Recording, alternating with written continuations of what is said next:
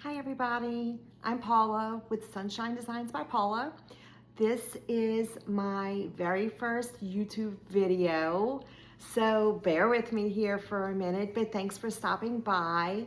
The reason I'm doing this video is I am a member of Sonnet's Creative Network membership group, and we have a challenge, and the challenge is to take a chair, which is a simple item, simple object, and make it beautiful and to make it look worthy and to show and to push us to be out of our comfort zone, to take something simple, in this case a chair, and to make it something that people want to look at, something that tells a story maybe, or something that just gives a good feeling to see.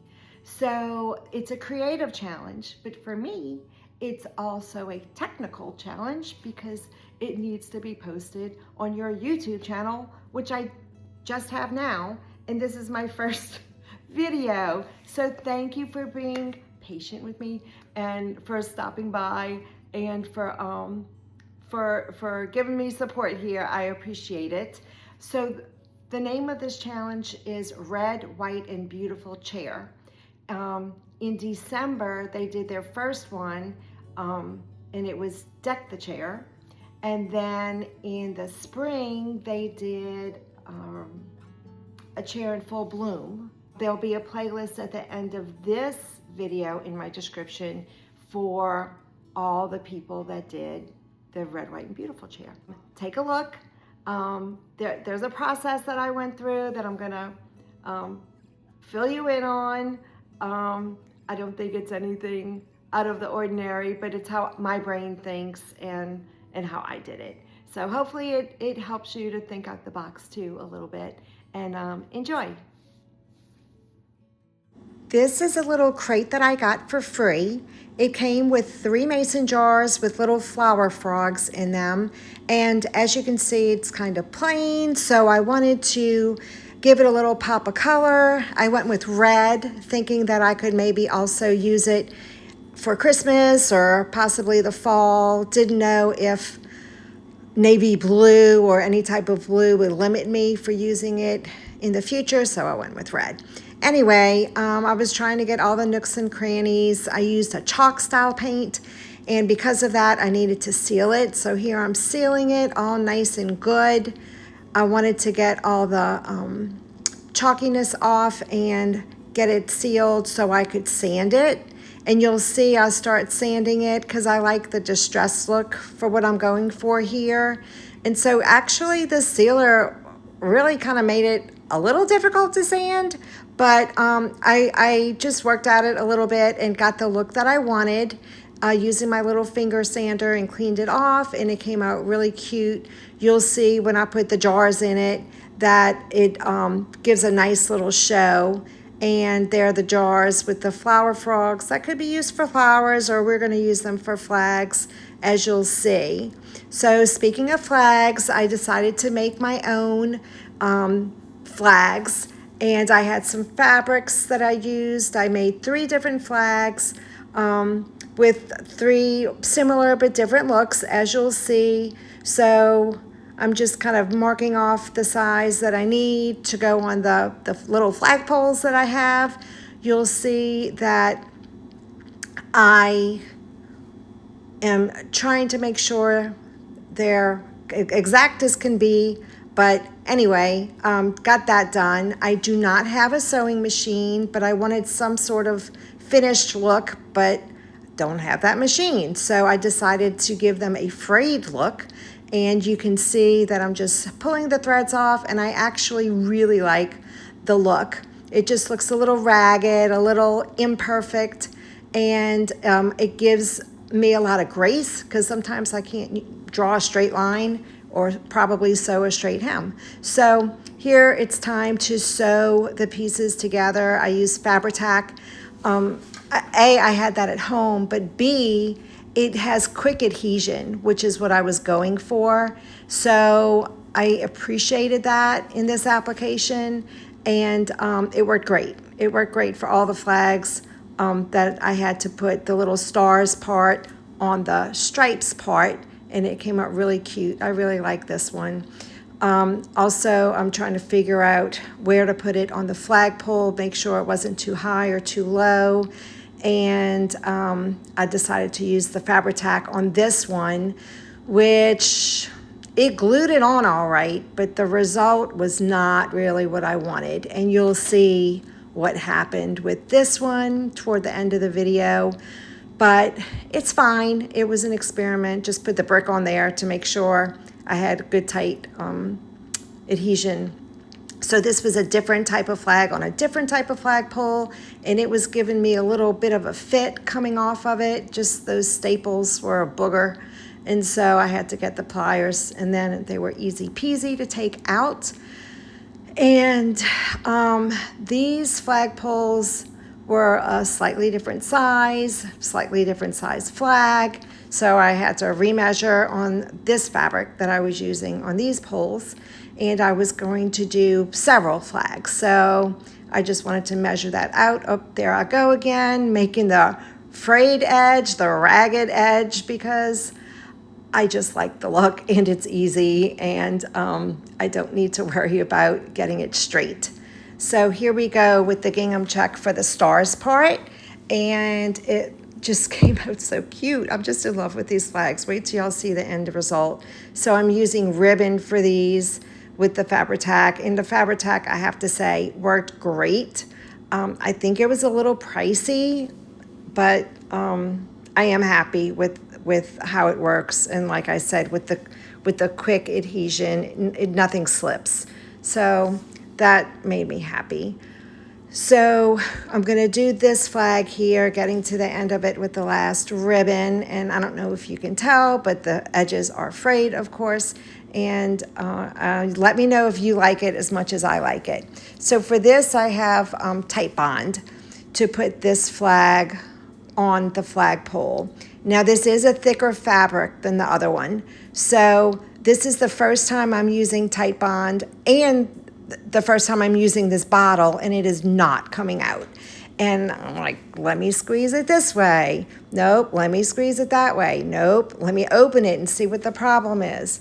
Nothing's in there. There's no problem, except, let me try again. Nope, it is not really coming out, not like I need it to. So I got a skewer and old school, put the brush in the paste jar and let it roll. So that worked fine.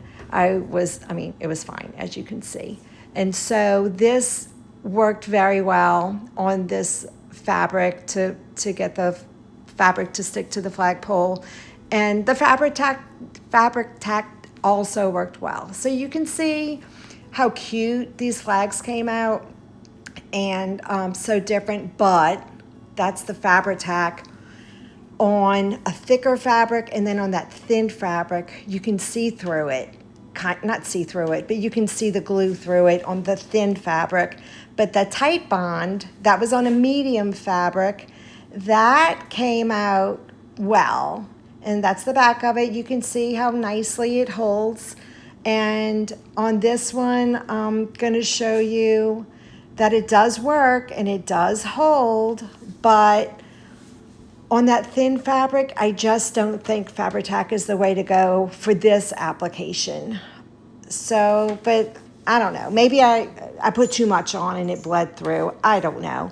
So now I'm just holding up the flags. You see the thin fabric, it's a little floppy. That's super thick burlap and it's like a cardboard. And then the medium fabric was nice. So this is the ending, and they just came out sweet. They're in the mason jars with the flower frogs. And I just think they came out pretty darn cute. I think I'll maybe try to do it again. So this is the part where I'm setting up for the red, white, and beautiful chair. And I have this wicker basket crate thing. I have a box filler to prop up some flowering plants because they were too short for the box. And I am trying to get the lid to be in an angle, but it keeps wanting to crush my plant. So I just stand it up and add the other plant, which is fine. Next, I'm going to want to soften the look just a little bit more. So you'll see that I grab my Afghan that hopefully will give me the look I'm going for, to add a little bit of cozy to it. So I'll roll it up and stick it in there, and I'm gonna step back to see if I like the look, and no, I don't like the look at all. So I unroll it and kind of spread it out and fluff it up a little bit. I don't want it to look formal, I want it to look cozy, and so I'm doing a little fluff here and a fluff there, and finally get the look that I want on there. So yeah, so I grabbed my other Afghan to soften up the chair, because we have hard surfaces with the brick in the chair, and now I want some soft surfaces with the fabrics and the flowers. So I'm also going to add the crate that I painted and the flags, and so that's a little bit of hard and a little bit of soft, and I just think they look very precious up there on the mantle. But we need more. So I put the garland up there, made of little rag pieces, and thinking, do I need to make it go up in the middle? But I have nothing handy to make it go up. So I just let it go down, and I say, that's fine. I add some florals. I'm trying to fill in the space. I really don't want negative space. I kind of like stuff. So here I'm putting some books on the chair. I have a red, a white, and a blue book, but the blue is not the right color blue, so I grab a darker color blue, which I like, get rid of the light blue. And I'm thinking, I do not like the flags up there. To me, I couldn't see them well. So I put them on the floor, move the shoes over, and that I need to fill in that space now, because now it's empty. So filling it in, trying to figure out how much of the fireplace is going to be in the final shot of this vignette. And so I'm just kind of going back and forth, what's going to look good, what's not. I don't know. I'm not satisfied at all. And so you see, I'm struggling. I'm struggling with what to do. I'm not thrilled with the flowers, I can tell you that. I go back and check on the books, because I see that the red book is a Christmas book, and I'm thinking, nobody will know. And then I think, no, Paula, you cannot do that. That's not right. So it's just a blue book and a white book. But I did figure out that I would use one of my favorite flag pieces to fill out that negative space on the mantle.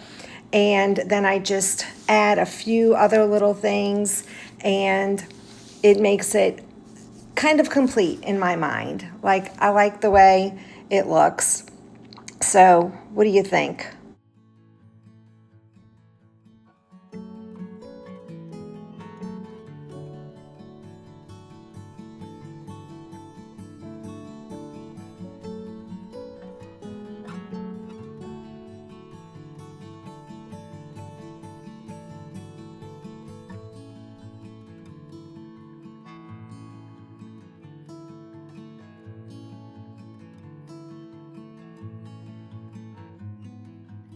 Well, what do you think? I thought it came out pretty good. Is it perfect? No, but I'm pretty happy with it being my first time, my first chair challenge. But it shows me, and hopefully it'll show you, that you can take something simple and make it look worthy, make it beautiful with how you stage it and the vignette you make around it. Also, excuse the furniture back here. I am painting some furniture, and so I'm in the process of that. So it's not looking great yet, but it's on the way to looking great, hopefully. And I want you to know also that there's a playlist of all the people who took place in this challenge, that will be linked in this description, so you can see all the different ways people styled a chair for a red, white, and beautiful chair. I think that's it for now. I will be posting regularly as I figure this out. I know it'll get easier. But anyway, thanks for joining me. Thanks for spending some time with me. And y'all have a wonderful week and a wonderful upcoming happy birthday 250th birthday America. Okay, bye.